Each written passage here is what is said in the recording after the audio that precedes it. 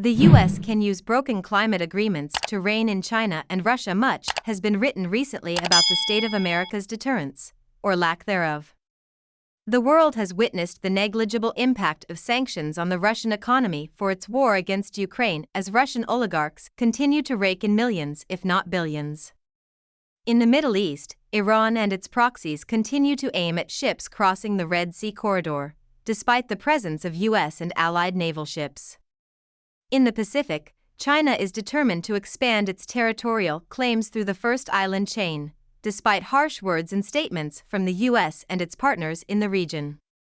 In all three theaters, US deterrence is not working.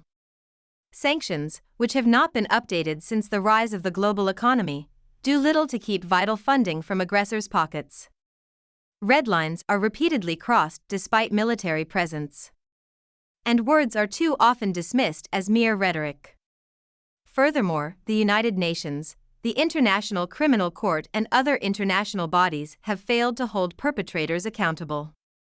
Despite signing international agreements, certain countries continue to ignore the rules set by global governing bodies and exploit that lack of enforcement for their benefit, both economically and militarily. China is the world's most flagrant offender.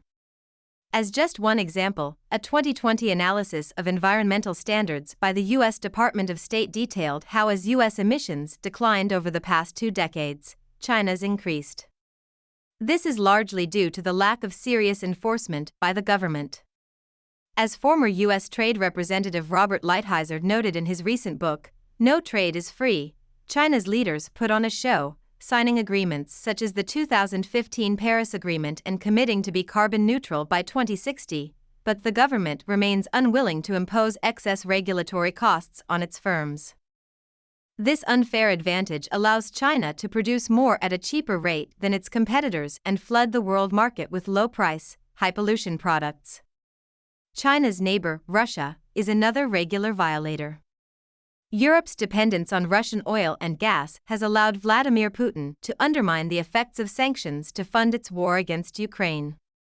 As Russia bilks European Union members through the sale of LNG, oil, and coal, Europe is literally fueling the atrocities against the Ukrainian people. Both China and Russia signed the 2015 Paris Climate Agreement. Both are considered adversaries of the US. And both continue to flout international accords with impunity.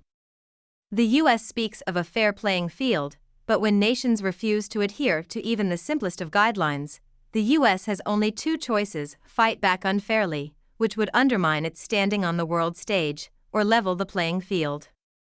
Capitol Hill and other policymakers are finally starting to take note of these inequities, and are working to devise new soft power tools to hold countries such as China and Russia to account.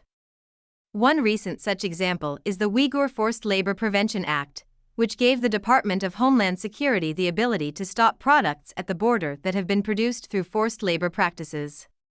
But more needs to, and can be, done. Leveraging trade in this way is increasingly seen as the most effective way to hit adversaries where it hurts. China's continued abuse of international climate agreements should signal to the US that pollution is something they know is a major weakness. Whether it be a tariff or another mechanism, using climate as a forcing function would provide the defense industrial base a catalyst to form new partnerships and clean up and secure new supply chains that uphold America's standards. One proposal, the Prove IT Act, was introduced in the House last week. The act would provide data detailing the ongoing and rising emissions from production in other countries compared to the US. This would vividly demonstrate China and Russia's double talk on this urgent issue. Acting on the pollution in the products exported by our adversaries would also slow output, providing American businesses crucial time to shore up and plan for the future. Whether it's critical mineral mining, magnet production, or petrochemicals, all uniquely environmentally dirty industries that America is dramatically cleaner on, all are vital in defending our nation. Not only would it boost our industries, it would also inflict real pain in a way that the status quo has failed to. Compared to sanctions, Russian oil czar Igor II said this approach could cause incomparably greater damage to the economy than illegal restrictions imposed on Russia and Russian companies. Whatever happens in November, either party would benefit from a new tool of deterrence to level the playing field and hold non-compliant nation-states accountable for their actions. For Democrats, considering such actions on China would raise overall environmental standards and address the inconsistency of saying the climate issue is important while letting the biggest polluter off the hook. As the world's worst carbon polluter, climate change cannot be addressed until China is forced into compliance. For Republicans, using pollution as a form of deterrence allows the party a uniquely capitalist path to addressing this global challenge, and would impose costs on two of America's most dangerous adversaries, costing them billions, which may one day be used against the United States. Amy K. Mitchell is a former senior official at the Departments of State and Defense.